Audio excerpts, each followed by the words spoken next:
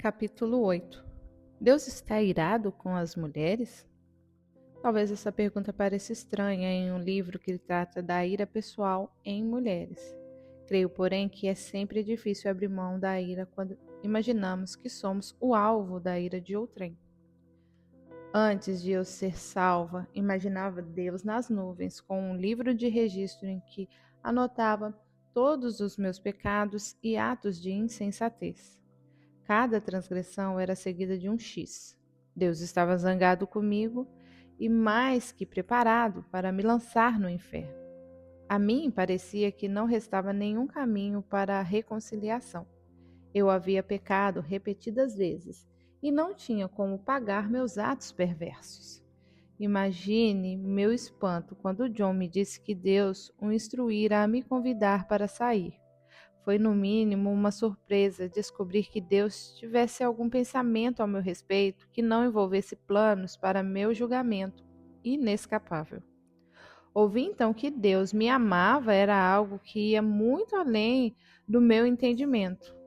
Diante dessa bela misericórdia, eu me entreguei aos seus cuidados. Nunca me passou pela cabeça que essa dinâmica tivesse alguma relação com a minha feminilidade. No entanto, comecei a frequentar igrejas, congressos e encontros de vários tipos, onde então ouvi coisas que enevoaram minha visão do amor de Deus por mim. De algum modo, eu tinha a impressão de haver recebido redenção como uma cidadã de segunda categoria do reino. Quero deixar claro que ninguém disse isso abertamente. Ainda assim, era uma ideia presente nas entrelinhas. Mulheres não são dignas de confiança e dificilmente são redimidas. Uma mulher piedosa? Eu ainda estava na faculdade quando pela primeira vez me senti confusa a esse respeito. Viajei do Arizona para Houston a fim de participar de um congresso no feriado de Ação de Graças. Fazia 4 meses que eu era cristã e estava empolgada e ansiosa para participar desse evento com pessoas que compartilhavam da mesma fé preciosa. Eu ansiava por ouvir verdades libertadoras da palavra de Deus. Até então, a luta havia sido solitária. Desejava fortemente agradar ao meu Pai Celestial e, portanto, abri meu coração e peguei caneta, papel e a Bíblia com o meu nome gravado na capa. Não estava preparada, contudo, para o que ouviria. Depois de um momento de louvor durante o qual chorei, o pastor se levantou e começou com uma oração. Em seguida, ele pediu que todos se sentassem. Chamou sua esposa para subir no palco. Inclinei-me para a frente para tentar vê-la melhor. Eu estava distante do palco, mas tinha a esperança de aprender algo. Então eu vi aquela bela e elegante mulher subindo em um palco cercada de milhares de pessoas. Enquanto ela estava ao lado do seu marido, ele fez uma série de piadas humilhantes, a maioria a respeito dela. A esposa respondeu com bom humor. Muitos na plateia riram, mas eu comecei a me sentir mal. As brincadeiras dele pareciam mais incisivas do que as dela. Era como se ela conhecesse seus limites, enquanto ele não os tinha. Logo descobri o motivo. Vocês sabem por que nós, homens, precisamos das mulheres? Perguntou ele em tom de gracejo aos presentes. Comecei a pensar em uma resposta séria e imaginei que ele fosse dizer algo elogioso depois de depreciar a inteligência e o valor da esposa. Se não fosse por elas, os homens ainda estariam no jardim. A plateia desencadeou a rir. Olhei ao meu redor, homens e mulheres gargalhavam. Será que eu era a única pessoa perplexa e constrangida com esses comentários? Será que eu havia saído de um mundo de humilhação só para ser alvo de gozação em outro? Olhei para o casal sentado perto de mim e de John. Os dois estavam rindo. Olhei para John. Ele percebeu que eu me sentia confusa e aborrecida. Meu rosto estava quente e senti lágrimas tentarem escapar. Voltei-me para John e disse: vou ao banheiro.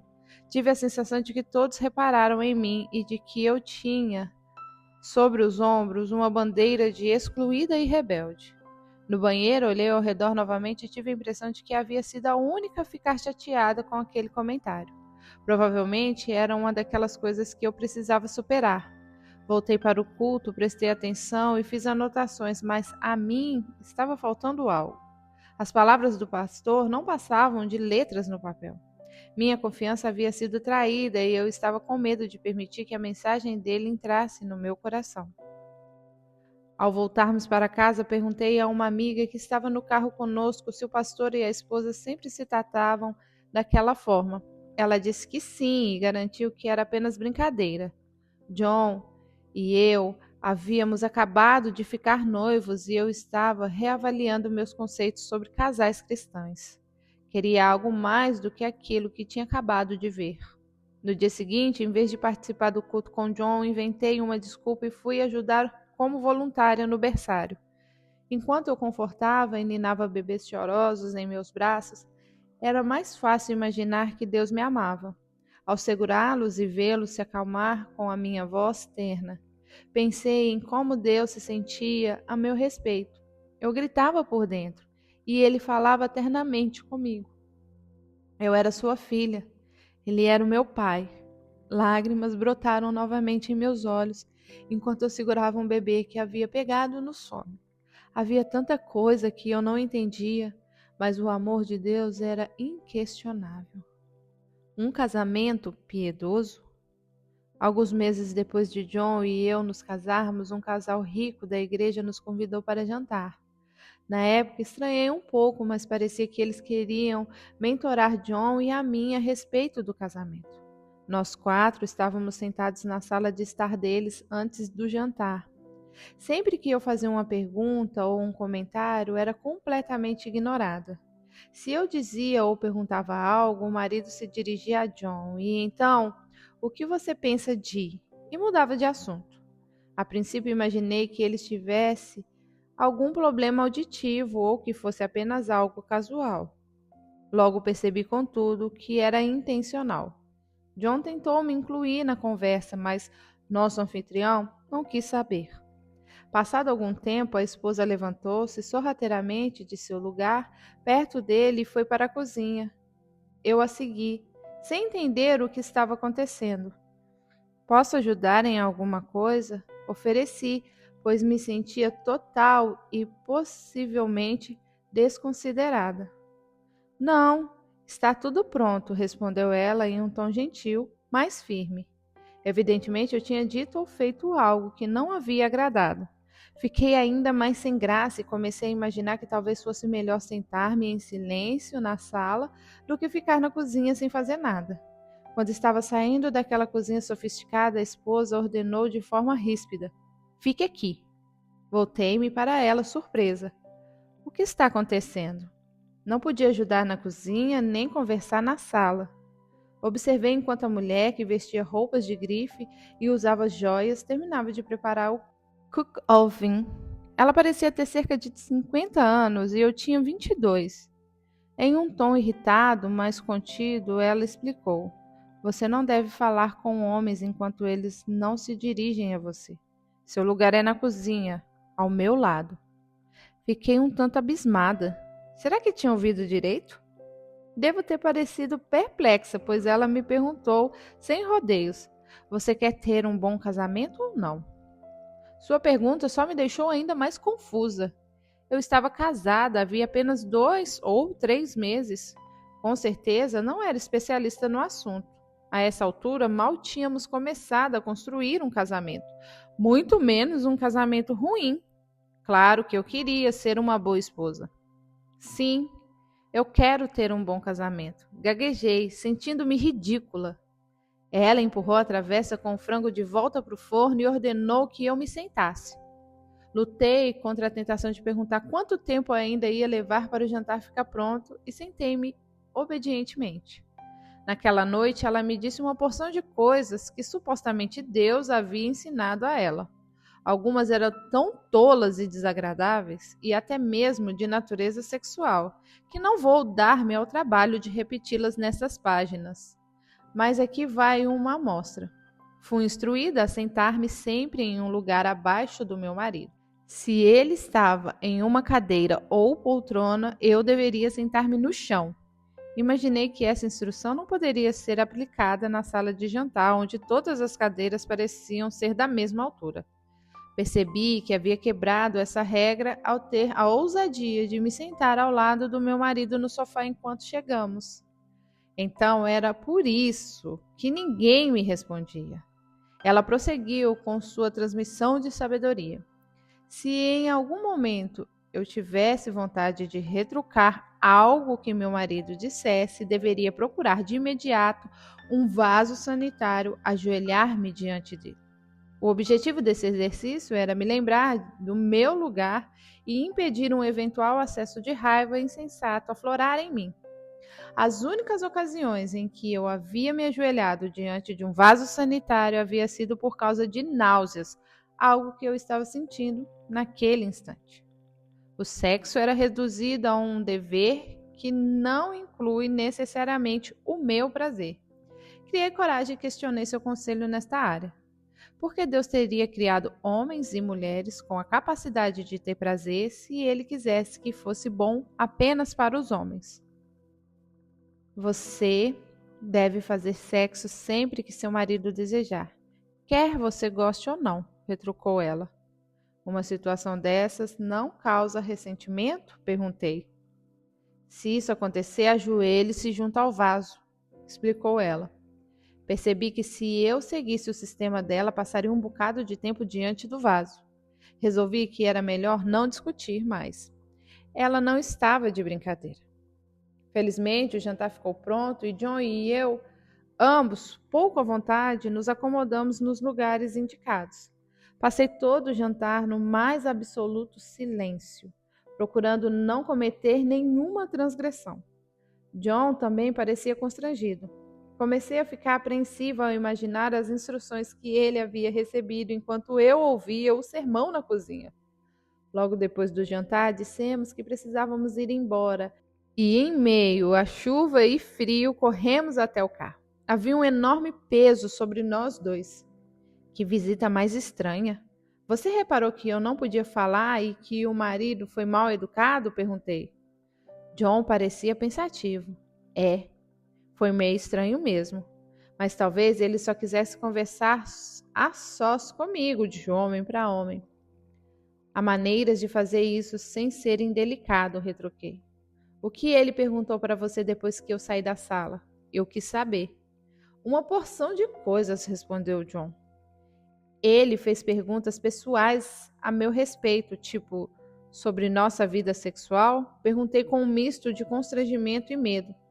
Sim, foi meio esquisito, respondeu John. Esses dois são estranhos demais. Não teve cabimento eles nos separarem para fazer perguntas sobre nossa vida pessoal. Eles têm boas condições de vida e são importantes na igreja. Estavam apenas tentando ser simpático. John estava defendendo os dois ou se sentia tão confuso quanto eu? Fui para a cama me sentindo apreensiva. E se o casamento havia sido um subterfúgio para me colocar em uma situação horrível de opressão? Será que outras mulheres cristãs seguiam essas regras? Talvez fosse como na associação de moças da universidade, em que rituais e significados secretos eram revelados durante a iniciação. John parecia um pouco distante. Talvez ele tivesse pedido para a esposa falar comigo. Afinal, era um excelente sistema para os homens. Meu cérebro, excessivamente imaginativo, trabalhava em velocidade máxima. E ao amanhecer eu estava certa de que era uma esposa escravizada. Quando me levantei, John já havia saído para trabalhar. Arrumei-me às pressas e fui para o escritório da igreja, onde eu trabalhava no departamento financeiro. Sentia-me tão pesada e desacalentada que comecei a chorar no caminho para o escritório e não conseguia parar. Chorei a manhã inteira junto à minha mesa. Se alguém me perguntasse qual era o problema, eu apenas acenava negativamente com a cabeça. Por fim, minha chefe veio conversar comigo. Lisa, você passou a manhã inteira chorando. O que está acontecendo? Antes que eu pudesse me conter, relatei a ela todos os detalhes, exceto o nome do casal que nos convidara para jantar. Ela ouviu com certa incredulidade, mas eu não consegui identificar se era uma relação à forma que eu tinha reagido ou aquilo que eu havia relatado. Fique aqui e procure se recompor, disse ela antes de sair. Então voltou alguns minutos depois com a esposa do pastor. Eu fiquei apavorada, mas foi sem motivo. Quem lhe disse todas essas besteiras? Perguntou a esposa do pastor. Hesitei ao lembrar em que medida o casal era importante na igreja. Eu era uma membra humilde. Eles eram cheios da grana. Quero saber quem disse isso, exigiu ela. Quando contei, ela ficou furiosa. Explicou que os dois eram recém-convertidos e não tinham condições de instruir ninguém. Estavam casados fazia apenas 1 ou 2 anos. Ela era a terceira esposa dele e ele era o segundo marido dela. Só porque eles têm dinheiro não significa que sabem tudo sobre as coisas de Deus. Não se passaram nem 2 anos e aquele casal se divorciou. Pelo jeito, o sistema de se ajoelhar junto ao vaso não funcionava. Apresentei anteriormente 2 exemplos de abuso de mulheres com o suposto respaldo de Deus. Um caso mais leve e o outro mais grave. Infelizmente, os 2 tipos são extremamente comuns, porque as mulheres riem de comentários incisivos contra seu gênero feito pelos líderes de quem elas esperam receber treinamento, proteção e orientação. Será que elas têm medo de não rir? Temo que o problema seja mais profundo. Em alguma medida, elas acreditam que esses comentários sejam verdadeiros e, portanto, que elas mereçam o abuso que sofrem. Eu aprendi uma coisa: minha opinião não importa. A palavra de Deus é a autoridade final. Deus está irritado com as mulheres? O Criador do universo guarda algum rancor de nós? Busquemos a resposta em sua palavra. Um marido amoroso, pois o seu Criador é o seu marido, o Senhor dos exércitos é o seu nome, o Santo de Israel é o seu Redentor. Ele é chamado o Deus de toda a terra. O Senhor chamará você de volta, como se você fosse uma mulher abandonada e aflita de espírito. Uma mulher que se casou nova, apenas para ser rejeitada, diz o seu Deus. Por um breve instante eu a abandonei, mas com profunda compaixão eu a trarei de volta. Num impulso de indignação escondi de você por um instante o meu rosto, mas com bondade eterna terei compaixão de você, diz o Senhor, o seu Redentor. Para mim, isso é como os dias de Noé, quando jurei que as águas de Noé nunca mais tornariam a cobrir a terra. De modo que agora jurei não ficar irado contra você, nem tornar a repreendê-la. Embora os montes sejam sacudidos e as colinas sejam removidas, ainda assim a minha fidelidade para com você não será abalada, nem a minha aliança de paz será removida, diz o Senhor, que tem compaixão de vocês. Isaías 54, do 5 ao 10. Nosso Pai maravilhoso compara a redenção que Ele nos dá ao amor de um marido por sua esposa. Ele poderia ter dito: seu Criador é seu Pai, mas não o fez. Ele se apresenta como um marido amoroso que restaura sua esposa rebelde. Em seguida, compara a certeza de sua promessa, a certeza daquilo que ele prometeu a Noé. Embora os montes sejam sacudidos e as colinas sejam removidas, ainda assim a minha fidelidade para com você não será abalada, nem a minha aliança de paz será removida. Não importa quão intensamente nossa vida seja sacudida, o amor de Deus por nós jamais vacilará. Precisamos ter essa questão resolvida em nossa mente de uma vez por todas. Essa passagem não vem acompanhada de ressalvas. A promessa é para todos. Não exclui mulheres solteiras, divorciadas, estéreis ou viúvas. A promessa também abrange todas as faixas etárias. É proferida em um tom afetuoso e terno. É a voz de Deus falando a pessoas amadas e preciosas. Ele pronuncia paz a mulheres, Receba essa paz e deixe que ela acalme sua ira e o seu medo. Nós temos a oportunidade de servir e cuidar, mas quando vivemos sob medo constante do descontentamento de nosso Pai Celestial, cansamo-nos de fazer o bem. Tememos que nenhum esforço seja bom o bastante, que nenhum sacrifício seja grande o suficiente. Lembre-se de que a graça não se baseia naquilo que fazemos, mas sim no que foi feito por nós. Nenhum de nós poderia ter uma vida suficientemente agradável a Deus, obediente a todos os seus estatutos. Precisamos ser mulheres segundo o coração de Deus, mas não o buscaremos se temermos sua rejeição e sua cólera.